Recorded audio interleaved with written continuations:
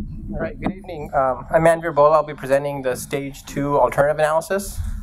You guys can follow along. It's the pretty peach document in your guys' folder. Yeah, I'm not talking about Patrick. All right, so the Stage 2 alternative analysis, the purpose of this document is to capture how business objectives from Stage 1 will be achieved.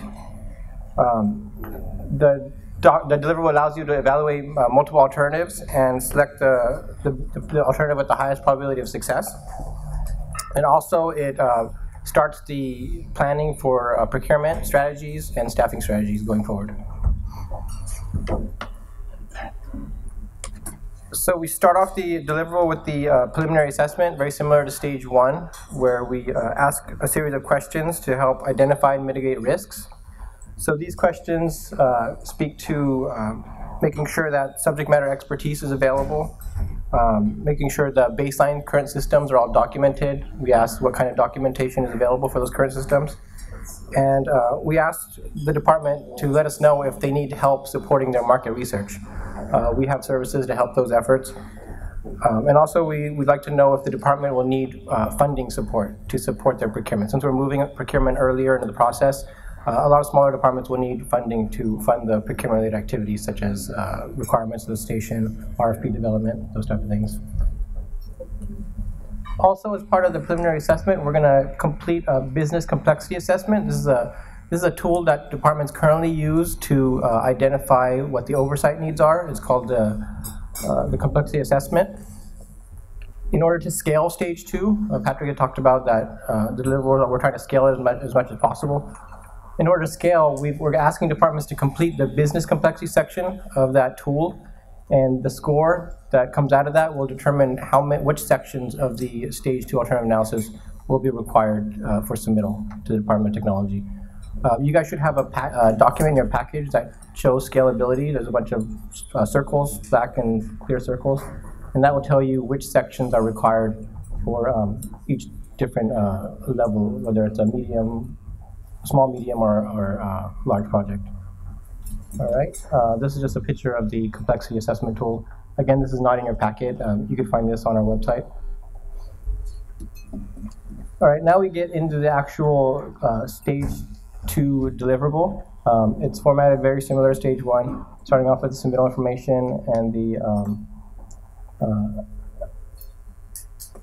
contact information. I won't go over this. We already went over that in Stage 1. Next. So at the beginning of this deliverable, we're going to ask departments to let us know what their baseline processes and systems are. This is much more structured than the current FSR is. We ask for a lot of tabled information, so we ask for specifics because we don't want to see the large narratives that we received today. What this allows us to do is to understand the current business processes and supporting systems which are currently in place. We also ask the departments to provide business process workflows. And that we know that's a pretty substantial effort, and we're going to be providing training to departments on how to do that. We also go into a lot more technical information. So if you see, there's a current architecture table, which captures a lot of very detailed technical information about the current system. And that would include which systems are currently in place and which business programs they support. What are the runtime environment, or what kind of servers are attached to that system? What's the operating system hardware? That kind of detailed information. Where the data center is located. Are there any system interfaces with federal or other agencies or local governments? And also, what kind of privacy protections are in place? So capturing this information will help us when we move forward and start looking at alternatives to make sure that we evaluate every aspect of the alternatives we're considering. We also ask for an illustration of the architecture layout, and that's through a diagram that we ask to be attached to this. The next section is the mid-level solution requirements. What we tried to do with the stage gate model is to frame requirements as early as possible in the process. So in Stage 1, we capture objectives, and we're calling those the business requirements for the project. In Stage 2, we kind of build on those, and we ask for mid-level requirements. only at a level of detail that we would need to do an effective alternative analysis. And then in stage 3 is when you get into the solution requirements, so the actual detailed requirements that you put in a solicitation would go into stage 3. So stage 2, mid-level requirements, would kind of be a bridge between your business requirements and your detailed solution requirements. We capture the requirements in 3 different levels. There's the functional requirements, the non-functional requirements, and then the project transition requirements. We also, in order to try to frame the proposal, in order to do an effective market research and effective costing, we ask for any kind of assumptions, constraints, or dependencies that may be tied to the proposal. Now, one of the biggest differences between the current process and the new stage gate model is that market research is now required to evaluate what's out there, what's in the market. This helps shape the procurement strategy, and it provides and we also provide very detailed guidance on how a department can conduct the market research. We're actually developed a new section of the state contracting manual, section 13. That's not released yet, but it will be released prior to the effective date, which guides departments on how to do a thorough market analysis. So what requiring market research does as part of the stage gate model is it encourages procurement staff to get involved very early in the process and understand what the project needs are, what the requirements are, and how we'll get to a potential solution. It engages the vendor community much earlier so they can help us find what's potentially out there. And overall, it just helps us prepare a better procurement package, better costs, better schedules, better benchmarks going forward. The next section is the actual alternative solution, where we actually get into evaluating multiple alternatives. We provide a very structured approach, a very structured and consistent approach to evaluating alternatives. We ask for very specific information. One of the key differences here is we kind of encourage departments to look at non-technology alternatives instead of just focusing on technology. So we ask departments to consider what would increasing staffing levels look like? What would utilizing contract services look like? What would reducing services look like as potential alternatives that they could provide? We also encourage better cost-benefit analysis, and we also look at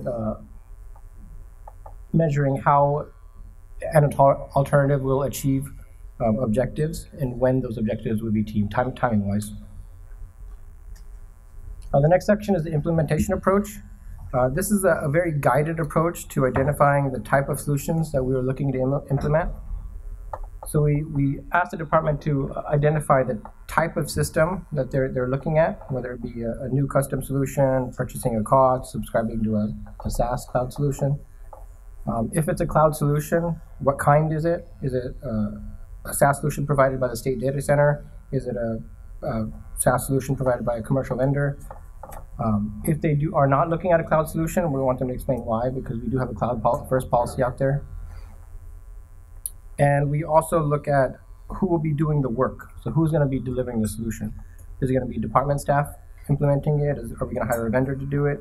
Is it a solution-based procurement? Those kind of activities. So we're trying to kind of paint a picture of how they anticipate implementing each alternative that they're considering.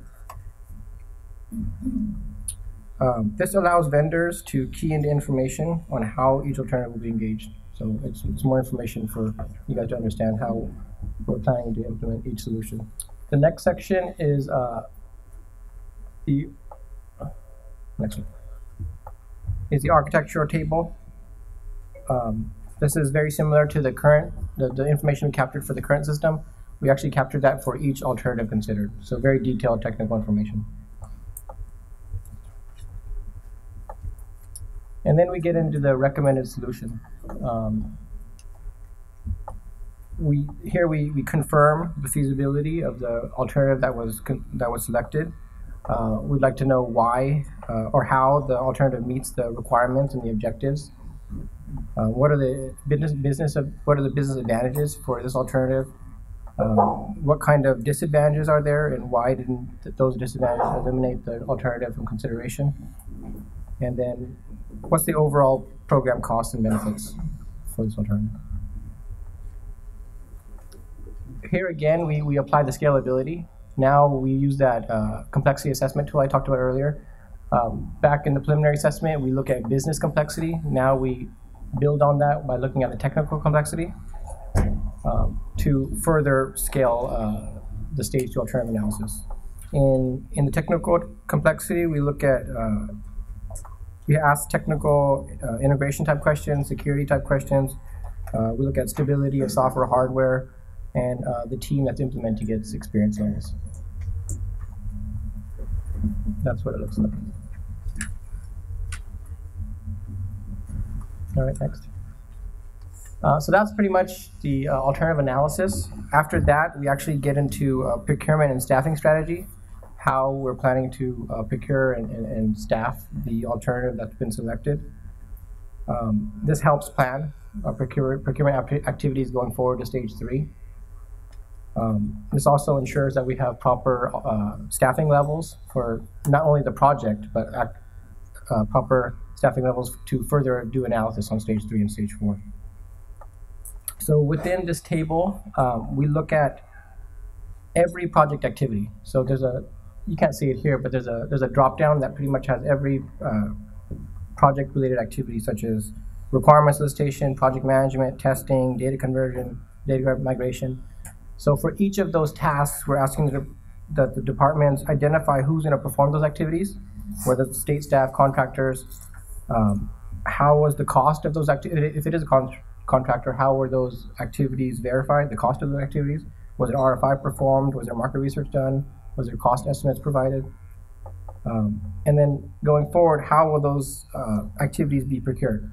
Are we going to do a formal solicitation? Are we going to do a request for quote? Are we going to look at small business? And then what contract mechanism are we going to use? Is it going to be time, fixed price, time and material, those types? So what this does, it paints a picture, an overall strategy of each itemized project activity, how it's going to be procured, who's going to work on it, and what contract mechanism we're going to use. Then we go into enterprise architecture alignment. We touched on this in stage 1, but we could further drill down into how this solutions or proposed solution will help the department reach their target architecture. And then from the state architecture perspective, how does this align to the state's enterprise architecture framework? We have 8 enterprise capabilities, and we'd just like to know how this aligns with those capabilities.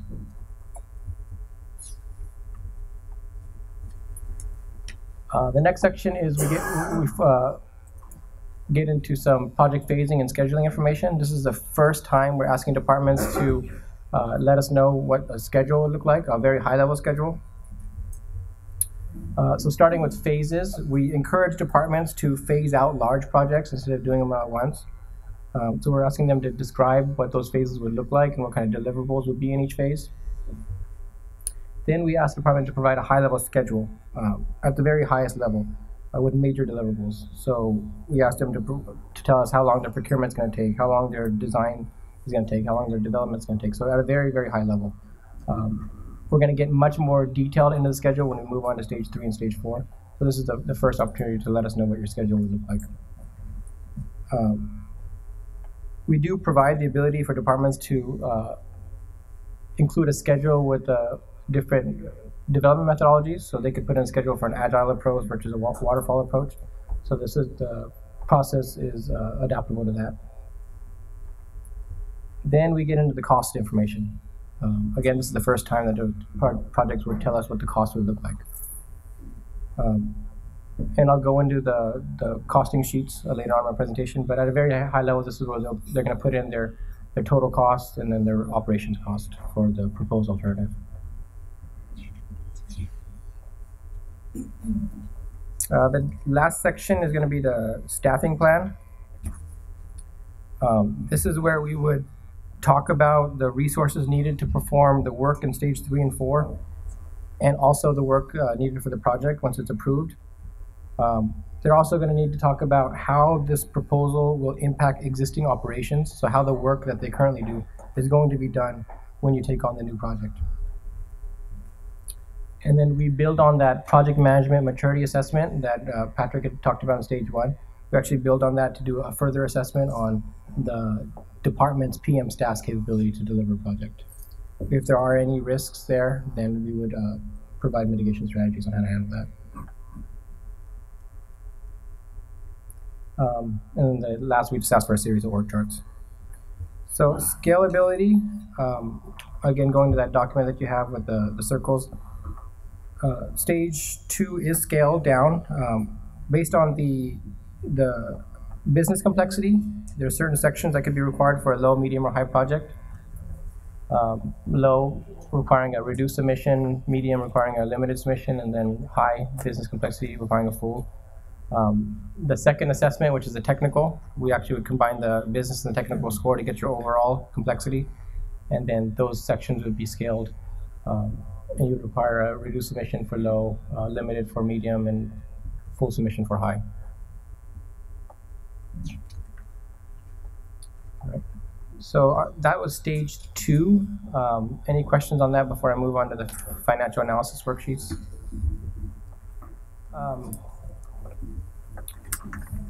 When we did our analysis on the pain points with the current project approval or the current FSR process, one of the biggest pain points we found was the economic analysis worksheets. A lot of departments, a lot of business side of the departments did not understand those documents. A lot of the budget folks didn't even understand them. It took technology staff to be able to translate those for the business staff. So a simple question was, why can't your budget language and your EAW language be similar? So what we did is we created the new financial analysis worksheets. They're very consistent with standard budget language that's found in your normal budget BCPs. It closely aligns with the BCP. There's greater personnel O&E detail, and there's also a clear depiction of year-to-year costs. And I'll go into that a little bit later. So you have that in front of you in your packet. It's a series of Excel spreadsheets. There's 4 main spreadsheets. There's a summary, which kind of pulls all the information together in an easy-to-read summary of each alternative that was considered. And then all the detail that it pulls from is contained in 3 spreadsheets, which is the current operations cost. The current operations cost has all the cost details for your current systems and current business processes over, I think, a 5-year period. The one-time project cost is what your project will cost. So if your project's a 2-year project or 3-year project, what the one-time cost is for that project itself. And then future operations cost is what is the operations cost after the project is implemented. So one's before, during, and after is how it's laid out. Next one. Within each of those worksheets, it's broken down by personnel services. So the personnel services are itemized by classifications, so it's much more detailed than what we currently find in the EAWs. The cost for each year of the project is included, so you have before and after project costs. And then it shows how resources will hop on and hop off the project over time. So it may show you resources before the project, when they come in during the project, and then if they stay or hop off after the project. So you get a better timeline of each position.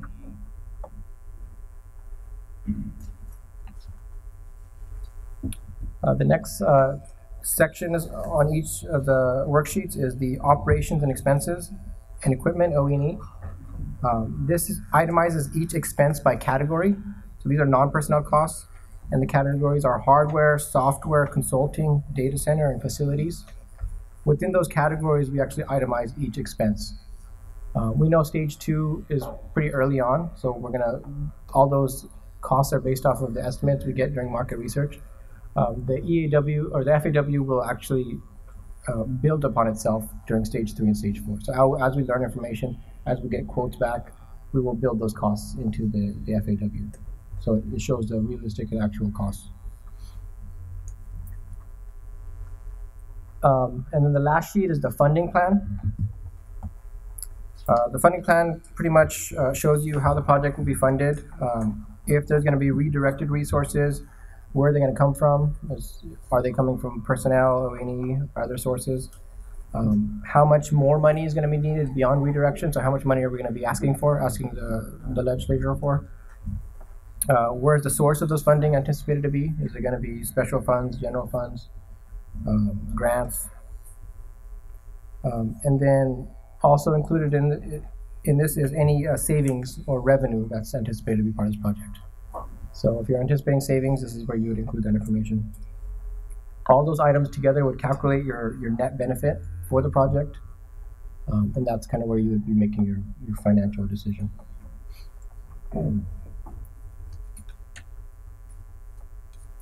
And this sheet is kind of a mock-up. I don't know if any of you are familiar with what a budget change proposal looks like, a BCP.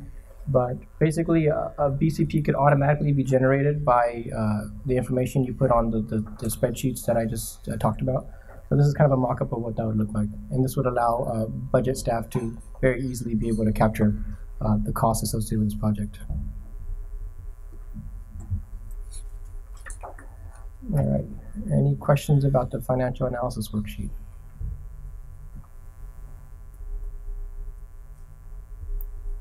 You make me feel bad. You asked Patrick many questions. He's answered all the questions. All right. Now, Alicia Wong will be talking about the training and communication aspects of the project.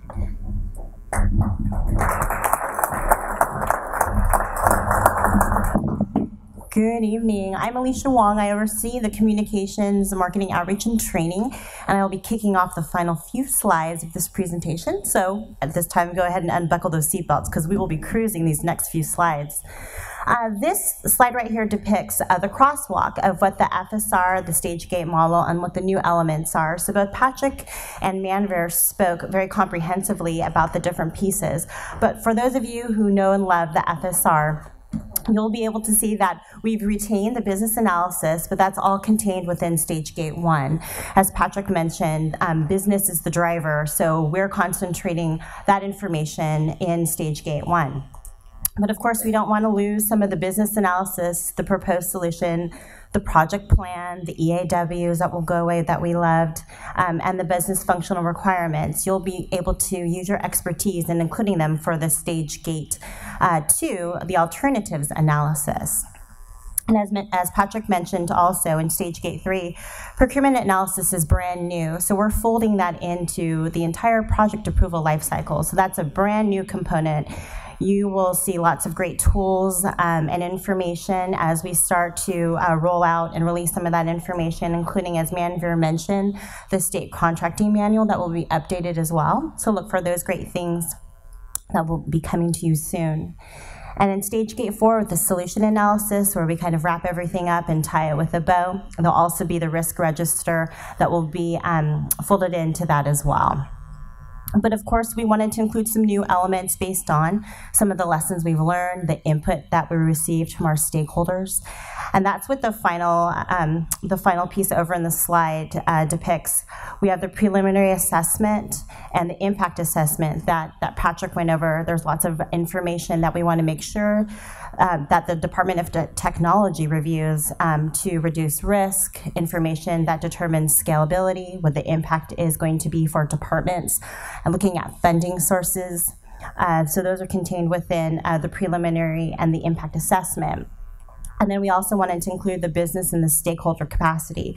From a portfolio perspective, we want to make sure we have that information so that we are able to make decisions moving forward.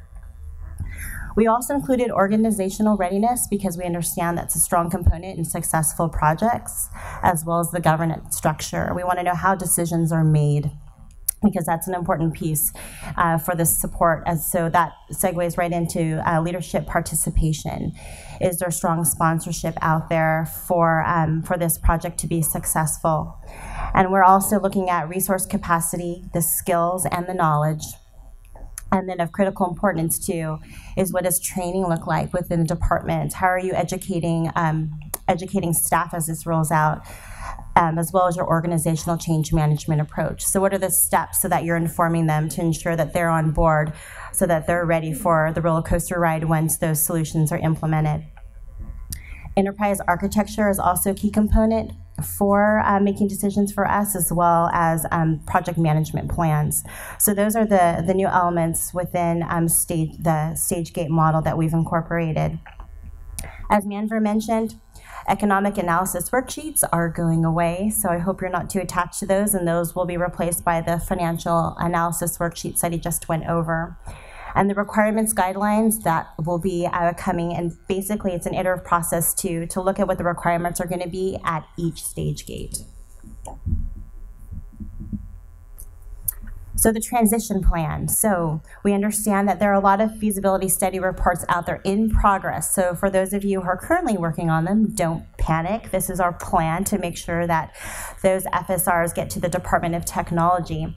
So between now and July 21st, 2015, for those FSRs that you're currently working on, we will continue to accept those just as we normally do the third Monday in November, with the exception for pilot projects.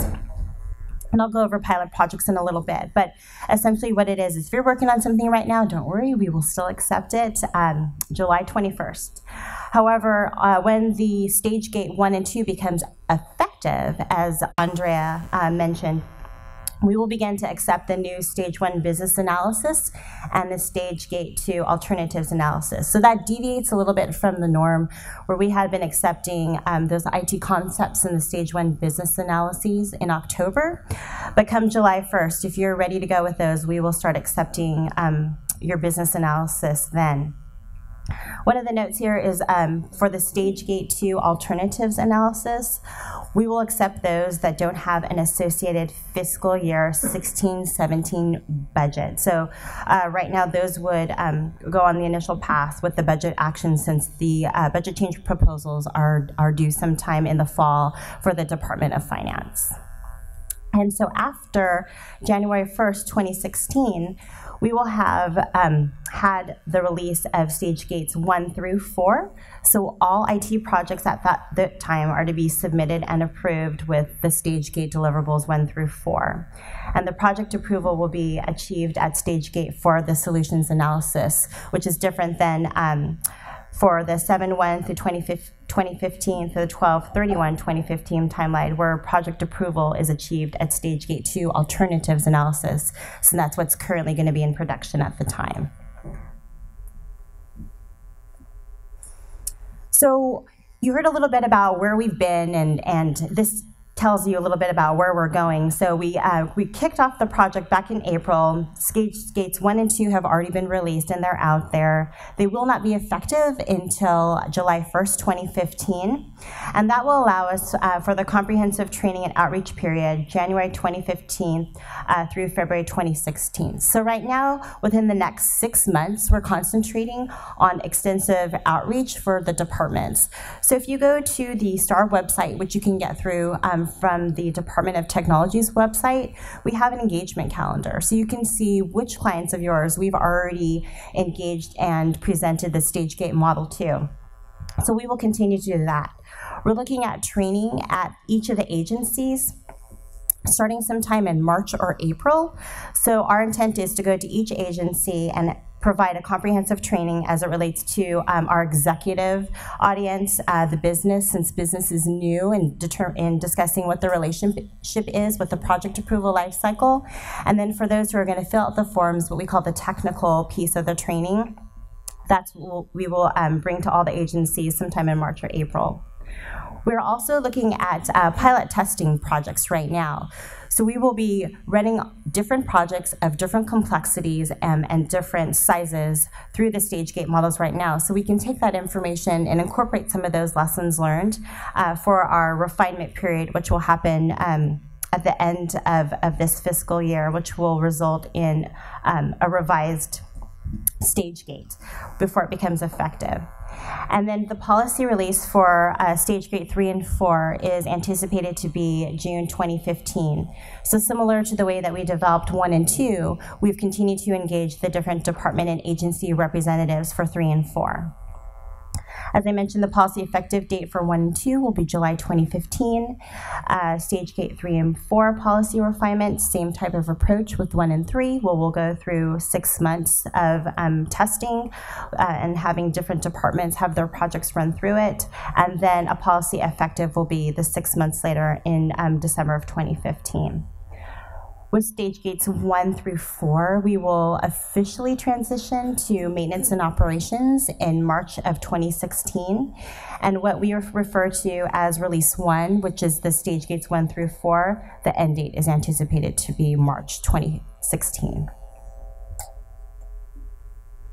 So what's done? We rang in the new year with the new release. So December 30th, 2014. The policy was released, and so it's currently out there. So go ahead and visit our website, and you can pull out all the handy documents that you have in your package, plus more. We are continuing outreach. So we have not hit every single department out there, but we absolutely are making our way to those departments who would like to hear more about STAR. And so we've been getting a lot of inquiries. So if you go on our website, as I mentioned, you can see all the different departments we're visiting and all the different events that we have participated in as well. The STAR website is something that we actively manage and update. It has a lot of great information, not only links to the different stage gate model information, but it also has a newsletter. And our newsletter has a great amount of information that captures at a high level what's going on with the project and different concepts. So for an example, organizational readiness means a lot of things to a lot of different people, but if you want to know what it means to the Department of Technology, we have an article written by our own IT Project Oversight and Consulting Deputy Director, Becky Stilling, who will talk exactly about what organizational readiness means to the stage gate model and the project approval lifecycle. The goals and objectives are also something that you can find on our website. Andrea had gone over what our mission is, but we have specific goals and objectives that we will hope to achieve by the end of the project. I mentioned the newsletter. The next one will come out in March of 2015, so look for that. And we've already done our transition plan for the feasibility study report, which I just went over. So what's in progress? As I mentioned, we have the Stage 3 procurement analysis team that's developing Stage 3 as well as the Stage 4 solutions analysis. So we're working with the different department and agency representatives. We also have a training team that's taking Stage 1 and 2 to develop the curriculum, as I mentioned. And time frame was a few different questions from a few different folks here. We're working with the Department of Finance right now to look at what the time frame is going to look like as it aligns with the current budget cycle and what the stage gate model and project approval life cycle is.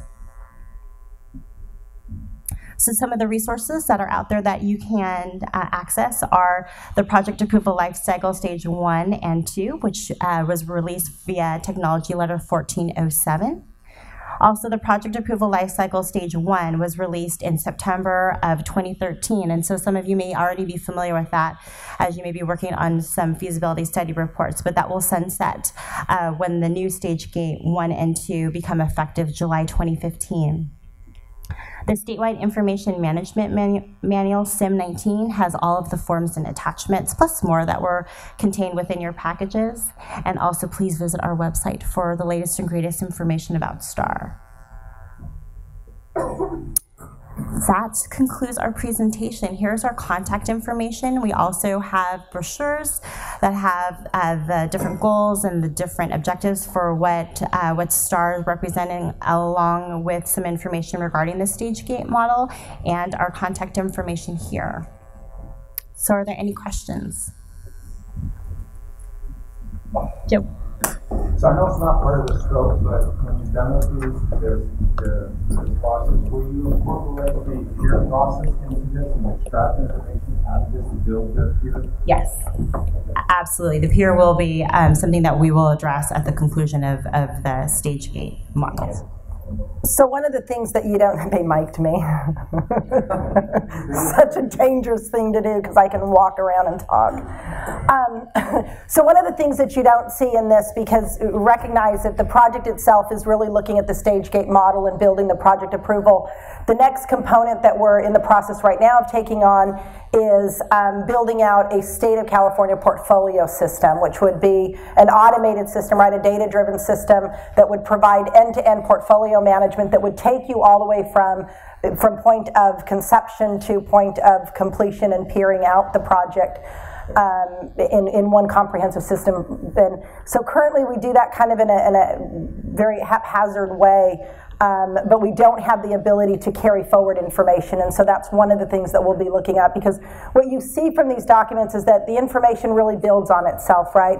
So from a department perspective, having to go in and start kind of from step one and retyping everything in each stage will become cumbersome in the beginning. The end goal will be to have a lot of that information carry forward, populate in, and then be able to expand on it. But you know, the reality of IT projects, they take a while. So we don't want to hold up the approval process to get that done. But what we will be doing is running that project through the stage gate model. So we'll be going through all that documentation and whatnot as we build that out. But with the hope of having that stood up probably within the next 12 to 18 months. So that won't be too far behind. Any other questions? Yes, thank you. This question is not for me, but many have asked. I mean, ask the question. So you're the spokesperson. You're so great for the vendor community. Thank you. Yeah, I'm going to.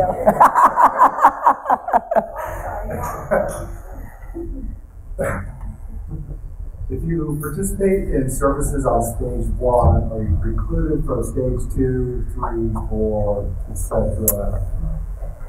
Or any thoughts about that, or does it just not matter? None of it matters, so we'll just go on to the next question.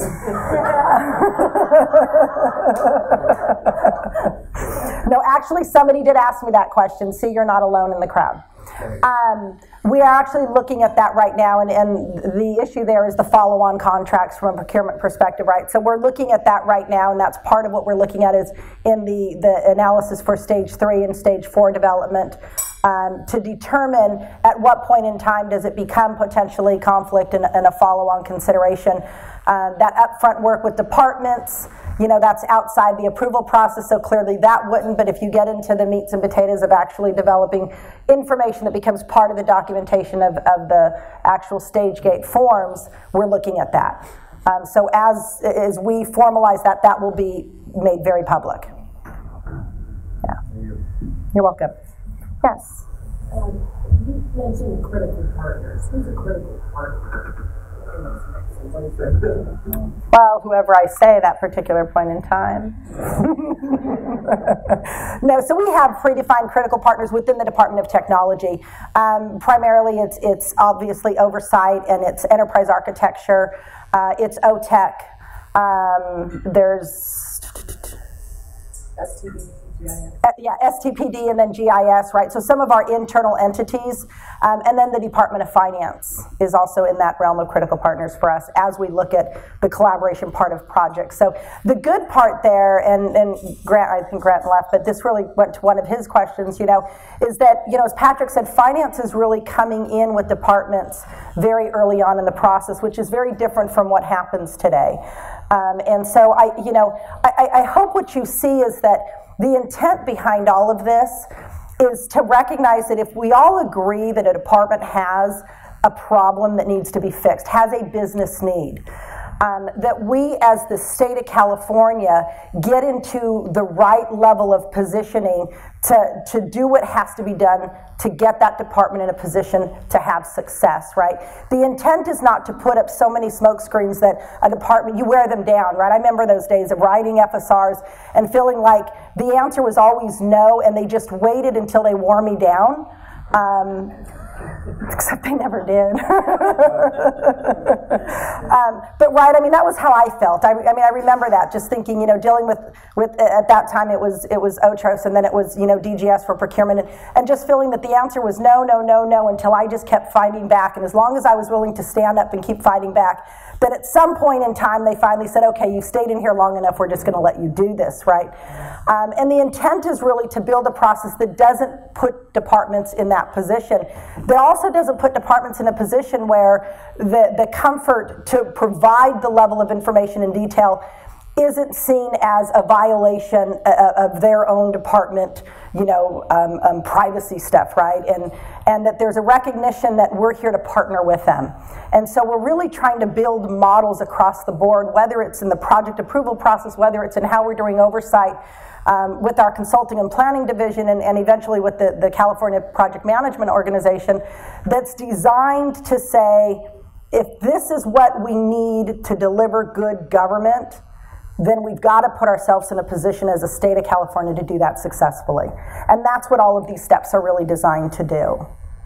So hopefully that's slowly becoming a very clear picture to you as the vendor partners, because reality is we could do all of this, but if we don't have those vendor partners in there working with us and helping us do that, we still don't get there. So, yes? Determines criticality and compliance with that department, or is that just me? Fair enough. Two